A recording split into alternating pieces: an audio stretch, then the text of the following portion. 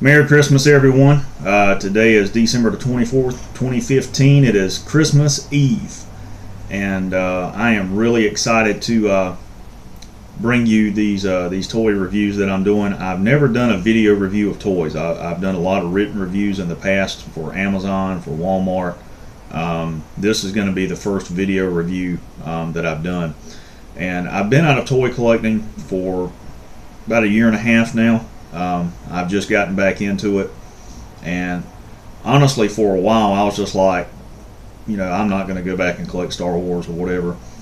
And as I began to see teaser trailers for The Force Awakens, I just kind of awakened the desire in me to start collecting. And after seeing the film last night, I am just blown away. That was the most phenomenal movie I have ever seen in my life. And I'm about to tear up now. So it was just incredible. If you haven't seen it, you need to go watch it. But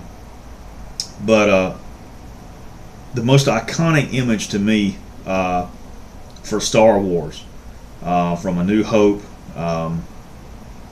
and Return of the Jedi, and now this film is the review that I'm about to do for you today. And if you're watching A New Hope, and you see the attack on the Death Star, and even some shots in Empire with Luke flying around, and in Return of the Jedi, the Battle of Endor, you know exactly what I'm talking about, and that is the Incom X-Wing Starfighter. In Star Wars The Force Awakens, the Resistance has the newest version of that, the T-70. And it has advanced engines. It's faster, it's more maneuverable, it has advanced targeting capability, and if you see The Force Awakens, you're going to know exactly what I'm talking about, because you're going to see this ship used in a way that you have never seen it used before in Star Wars. And there's just one scene that you look out across the screen, and as soon as I saw it, before I even saw the ships, I knew exactly what was coming, and it is just phenomenal. So let's get right into it.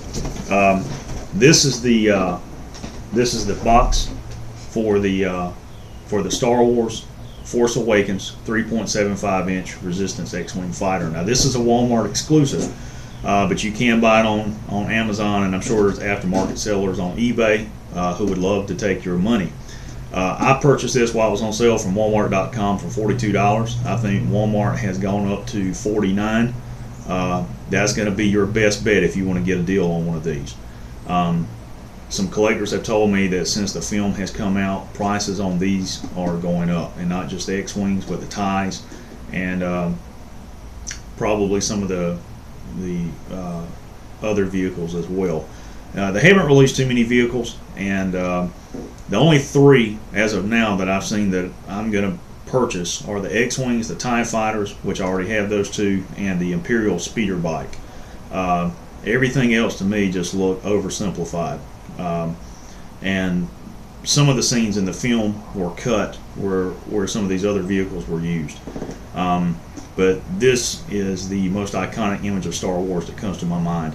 Now there's one other version of the X-Wing out there, Poe Dameron's Black Leader X-Wing. It is not a Walmart exclusive, and I highly encourage you to get at least one of those, because they have gone up. The price on those has increased, and I know on Amazon this particular one sells for about $109. So yeah, get them while you can. On the side you see some artwork of Poe Dameron, really cool, and just a really great character. Really like him. He is definitely taking his place in the Star Wars universe. On the back you see some photos of the toy itself and the figure, and then over on the side you just have some shots of features of the toy. So once you pull the ship out of the box, first thing you're going to notice is the pilot figure. Now Poe's dressed like this because in the film he is actually in a scene. I'll try not to spoil it for you if you hadn't seen it. He's actually in a scene dressed like this. He's not in a flight suit. He's in this utility uniform, and that's a really cool mold.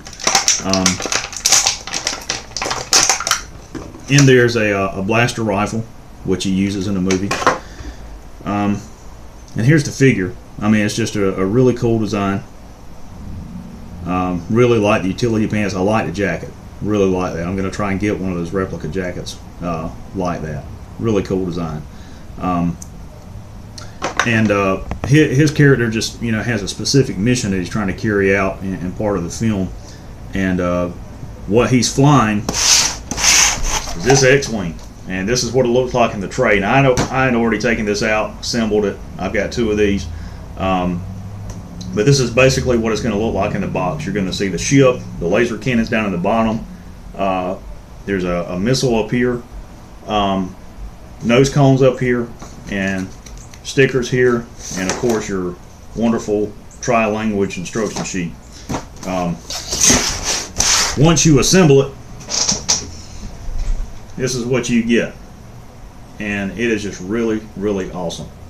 And if you notice right off of the bat, if you've collected previous versions of the X-Wing from Hasbro or even Kenner, this X-Wing is a lot more aerodynamic.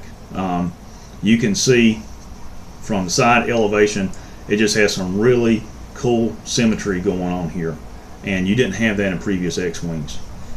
And you see some redesigned engine nacelles, and I'll get to those in a moment. And you can see the color scheme on it. Almost all the X-Wings in the film are done in this color scheme. They're white with the blue markings on them. That's not just for Blue Squadron. The only X-Wing in the film that's a different color is Poe's X-Wing. It's a black or dark gray, actually, with some orange stripes going down the side of it. But this is just a really cool ship. When you assemble it, you see that the nose cone just slid off. That's because it's made out of rubber. It's not molded as one piece of plastic as previous versions were. This is a safety feature Hasbro did, and a lot of consumers have been complaining because they said this was bent. Same with the laser cannons. They're softer plastic type material. If either of these arrived and they are warped, you can contact Hasbro's Consumer Affairs, and I've been told that they'll replace them. But it just slides back on like that. One of the other areas of concern is in the cockpit. I've heard people complain that the canopy won't close and secure with the pilot in there because it's bumping his head. Well, you just simply put the figure on the inside, slide him as far forward as possible, and then just recline him back, and then the canopy will secure. And those 4 decals go right in here for the cockpit display. That's what they're for. And the canopy just closes down. I love this ship. The canopy is kind of narrow, but you know, that's just the way the ship is designed. I mean, it looks that way in the film, and it's just really, really awesome. You can see the rear of the ship back here, and then the thrusters back here. So from the front looking at it, it looks like the ship has 2 engines, but of course you see it actually has 4, and here's why. BB-8 is on the is in the astromech socket on top. His head will rotate 360 degrees, bounce up and down a little bit. If you press him down, your S-foils will lock into attack position. And you see that the engine nacelles resemble the original artwork that Ralph McQuarrie drew for the X-Wing Starfighter. And you're also going to notice something different. The S-foils have been redesigned. They no longer separate on the plane but on the cord. And the lower S-foils are actually smaller and forward from the ventral S-foils on top. They have a larger surface area, but they're positioned to the rear, and these are positioned to the front. And then the ends of the S-foils are actually curved for the cannons to attach to. So it's just a really, really great design. The ship just looks awesome. I can't say enough good things about this. And when I first purchased this, I was so excited. I was like, man, I got to have 3 or 4 of these. So I went out and bought another one. I plan to buy 1 or 2 more of the Resistance X-Wings. And then I'm going to buy the Poe Dameron. And I plan to have a ship for each of the potential pilots that they may release. There's a few pilots in the film like Jessica Pava, Wexley, Nia Nub from Return of the Jedi's piloting an X-Wing. So all of those guys will probably have figures made, and as far as I'm concerned, they're all going to have a ship in my room. But just a really great design. And this section in here, inside the S-foil where the engine is bare white plastic. For those of you like myself who like to customize stuff, that presents an opportunity to apply some paint apps there. But you can see the top of the S-foils and the color design. It just looks really good. I love the color scheme all the way around the ship. I love the blue and white. It looks a lot better, in my opinion, than the orange stripes that the old ones had. Behind BB-8 is a button. If you pull it to the rear, the S-foils will close back in the cruising mode. And notice how they just close real gently. Previous X-Wing toys, the wings just kind of slap down. And it has landing studs on the rear. It doesn't have rear landing skids. And it has one forward landing skid that folds down. Now the other feature on this toy, in the film, Poe is trying to get into an X-Wing, and he activates a gun turret on the belly of the ship. That's a new feature. No X-Wing has ever had that before, and that's what this is for. This is not a proton torpedo. Proton torpedo launchers are here along the axis of the ship. This just fits in the bottom launcher like that. There's a button right here, and if you press that button, that missile will fire. But that is for the cannon that pops out of the bottom of the X-Wing that you see in the film. The ship is 16.5 inches long from the tip of the nose to the rear of the thruster. The wingspan from tip to tip is 14.2 inches. And with the landing gear extended from the bottom to the top of BB-8 is 3.11 inches. Almost 4 inches high.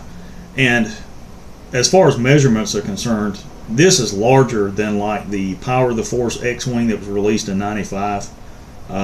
It's larger than the Kenner mold, because the Power of the Force X-Wing was actually just a slight retool of the Kenner mold.